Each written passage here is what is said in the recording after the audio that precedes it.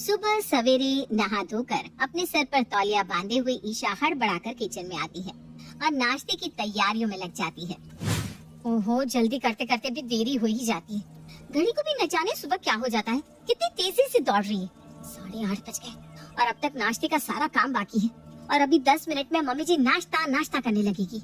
अब हड़बड़ाइए मत भाभी, सब हो जाएगा, मैंने सब्जियां काट कर रखी है। रोटियां बनाने के लिए ईशा आटा निकालती है कि तभी उसे अपनी सास की आवाज सुनाई देती है, जो जोर जोर से चिल्ला रही थी। सारे के सारे बिजनेसमैन तो इसी घर में पैदा हुए हैं।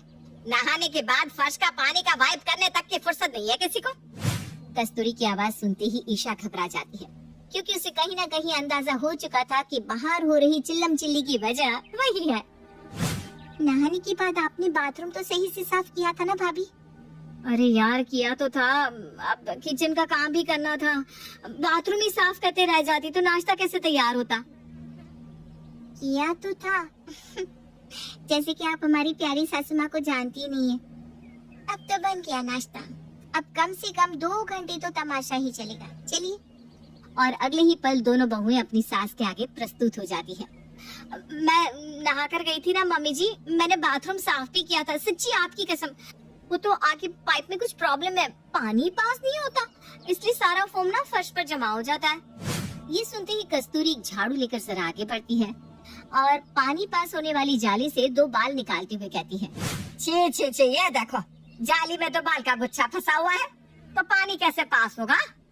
तुम सब के सब तो बड़े बिजी लोग हो, कौन ध्यान दे, नहा कर बाल भी उठाया नहीं जाता किसी से।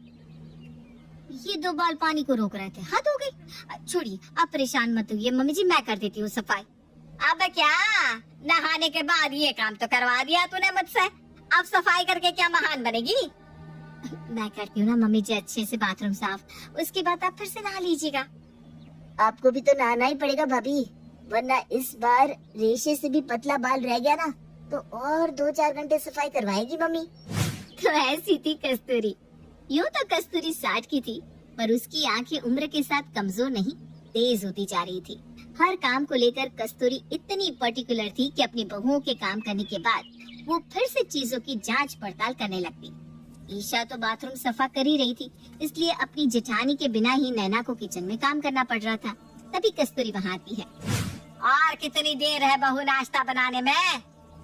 अब तो जानती है मम्मी जी, मुझे खाना बनाना नहीं आता, किसी तरह कोशिश कर रही हूँ, आधे घंटे में हो जाएगा। आपको भूख लग रही है तो मैं बिस्किट निकाल दूँ? अरे नहीं नहीं, रहने दे, तू अपना काम कर, मैं फ्रिज में देख लेती हूँ, कल की कोई सब्जी होगी तो उसी के साथ ठंडी रोटियाँ खा लूंगी। और जाकर कस्तूरी फ्रिज का दरवाजा खोलती है। अरे राम रे, ये क्या गंद मचा रखी है तुम दोनों ने फ्रिज में, छी छी छी छी, देख कर ही जी मचला जाए, सारा कबाड़ मचा रखा है, बस मक्खी लगना बाकी है। तू नाश्ते का काम छोड़, पहले इधर आ, आकर फ्रिज की सफाई कर। अपनी एक बहू को कस्तूरी बाथरूम साफ करने में लगा देती है, दूसरी को फ्रिज और खुद पोछा लेकर पूरे घर की सफाई करनी शुरू कर देती है। बताओ, ये लड़कियाँ कहती है हमने पोछा कर लिया, ये पोछा किया है, दूसरी बार पोछने पर भी पानी इतना काला होता जा रहा है, फिर कहती है मम्मी जी अब बेकार ही पोछा लेकर घूमती रहती है। अरे भाई, ऐसी सफाई करोगी तो पोछा लेकर घूमना पड़ेगा ना मुझे। और अपने बेटों के ऑफिस जाने के टाइम पर कस्तूरी एक बाल्टी पानी और पोछा लेकर घर के हॉल में पोछा करने लगती है। इतना ही नहीं, वो सभी को उनके कमरे से बाहर निकलने से भी मना कर देती है। और तभी अपने कमरे के दरवाजे पर खड़ा प्रेम अपनी माँ को आवाज लगाते हुए कहता है, और कितनी देर तक तुम्हारा पोछा चलेगा मम्मी? पिछले 1 घंटे से गेट पर खड़ा हूँ, अब अगर 1 मिनट भी और देरी हुई ना तो मेरी हाफ डे की सैलरी कट जाएगी मम्मी। तेरी माँ सुनने वालों में से नहीं है बेटा, हाफ नहीं पूरी सैलरी कटेगी आज तो। तभी अपने कमरे की खिड़की से नितिन कहता है, हाँ, मैं तो सुबह की संग्राम देखकर ही समझ गया था कि आज तो ऑफिस छूटेगा, इसीलिए मैंने तो पहले ही वर्क फ्रॉम होम ले लिया। Mummy please. अरे मम्मी मम्मी मत क्या कर, एक तो आज मैंने देर से पोछा मारना शुरू किया है, उसमें भी तुम लोग शोर मचा रहे हो, इतना गंदा घर है, अभी मुझे वक्त लगेगा। मैं छलांग मारकर चला जाऊंगा मम्मी, फर्श पर पैरों के निशान भी नहीं बनेंगे, जरा भी दाग नहीं होने दूंगा, पक्का मम्मी। ज्यादा तेज मत बन, जैसे तेरी पत्नी आधा आधा घंटा कहकर पिछले 3 घंटे से नाश्ता बना रही है, वैसा ही काम तू भी कर देगा और मुझे फिर से पोछा करना शुरू करना पड़ेगा। अरे जो करना है जल्दी करो भाग्यवान।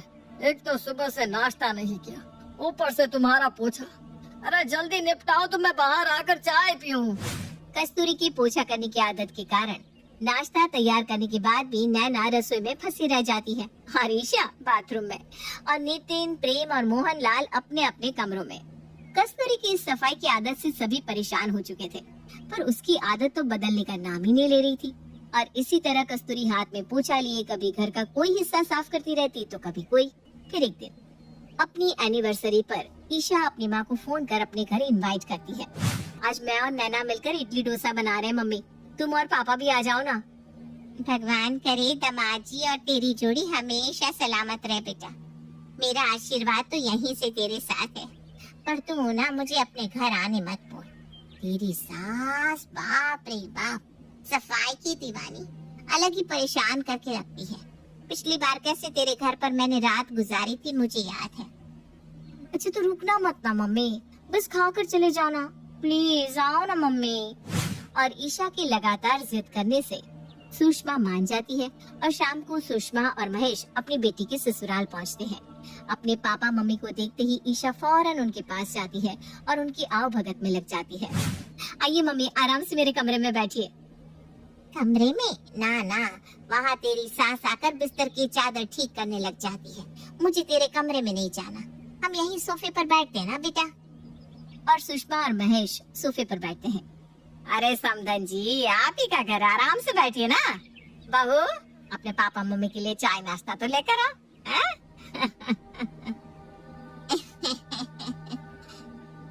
इस उम्र में भी बाल तो आपके काफी घने हैं समधन जी।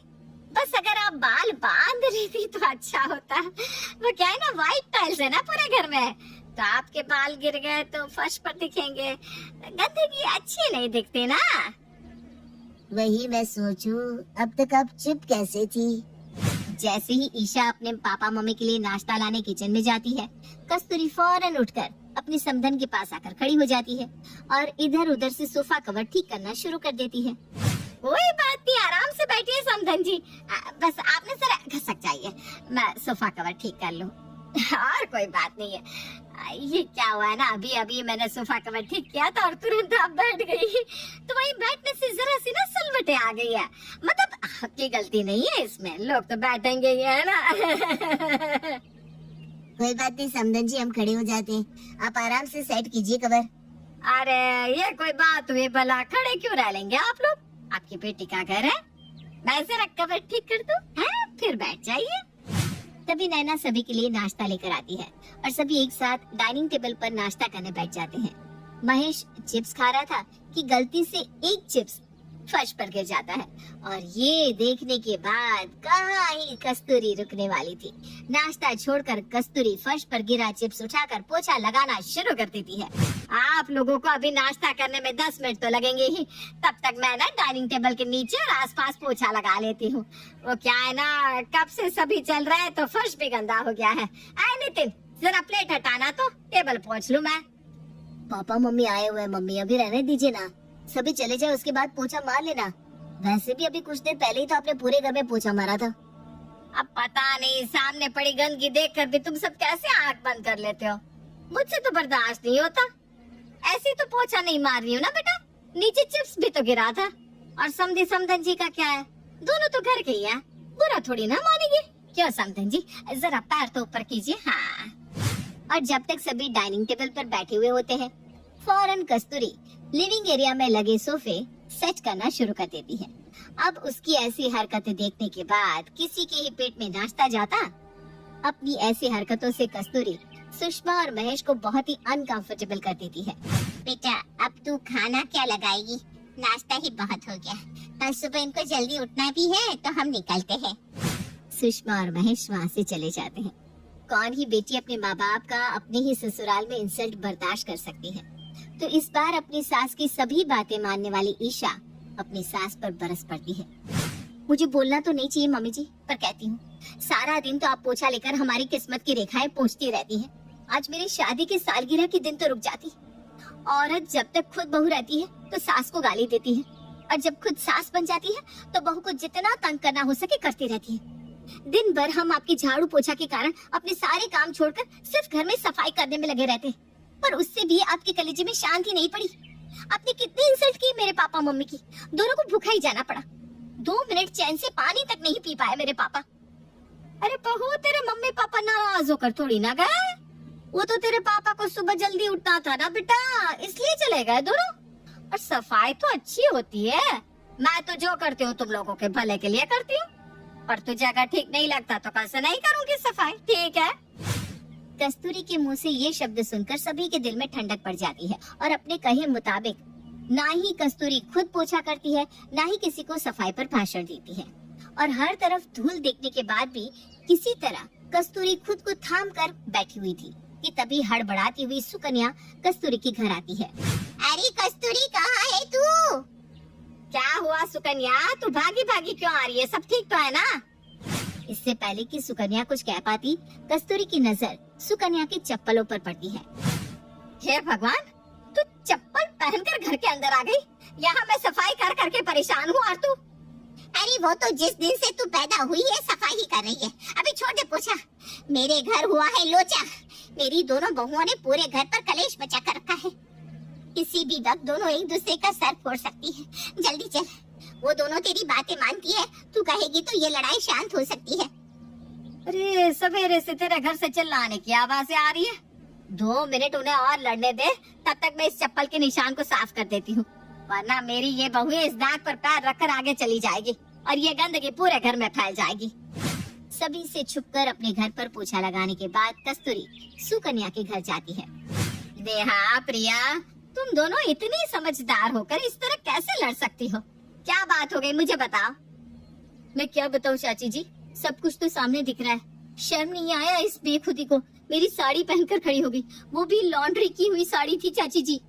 और तू, पिछले महीने जो तूने मेरा सूट पहन लिया था, नया सूट था, टैग भी नहीं हटाया था मैंने। इसमें इन दोनों की गलती नहीं है सुकन्या, अब तेरा घर ही इतना गंदा रहता है तो लोगों के दिमाग में नेगेटिविटी तो आएगी ही। एक काम करो नेहा और प्रिया, बाल्टी लो और चलो मेरे साथ। एक जन किचन साफ करो और हॉल में पोछा लगा, और तू सुकन्या के कमरे को साफ करना शुरू कर दे। सुकन्या, फिर देख कैसे तेरे घर का सारा कलेश खत्म हो जाता है। एकदम सही बात है, अगर सभी मिलकर झाड़ू पोछा कर करके ही थक जाएंगे तो लड़ने की ताकत बचेगी किस पे। और कस्तूरी पिछले ही दिन अपनी बहू से किए हुए वादे को भूलकर वापस से अपने पोछे के प्रेम को बिखेरना शुरू कर देती है। और इस बार वो यहीं तक नहीं रुकती और अपने झाड़ू पोछा के इस ऑब्सेशन को मोहल्ले तक फैलाने लगती है। और अब कस्तूरी के घर वालों के साथ साथ उसके मोहल्ले वाले भी उससे परेशान हो जाते हैं। फिर एक दिन सभी मिलकर किसी तरह कस्तूरी की इस आदत को छुड़वाने के बारे में सोचने लगते हैं, जिस पर अपनी राय देती हुई सुकन्या कहती है, आजकल तो हर चीज का इलाज है बेटा। मेरी बहुएं दिन भर कलेश करती रहती हैं। दोनों को लेकर मैं डॉक्टर के पास जा रही हूँ। क्यों ना तू भी अपनी माँ के झाड़ू पोछे की आदत को छुड़ाने के लिए किसी साइकियाट्रिस्ट या थेरेपिस्ट से मिल ले। ये तो आपने बिल्कुल सही कहा आंटी, पता नहीं ये आइडिया मेरे दिमाग में क्यों नहीं आया। मैं आज ही एक अच्छे से डॉक्टर का अपॉइंटमेंट लेकर मम्मी को उनके पास लेकर जाता हूँ। और शहर के सबसे बड़े थेरेपिस्ट को ढूंढकर सभी कस्तूरी के साथ वहाँ पहुँचते हैं। ये बुआ मुझे ठीक करेगा? अरे मुझे साफ सफाई करने की आदत है, ये कोई बुरी आदत थोड़ी ना है।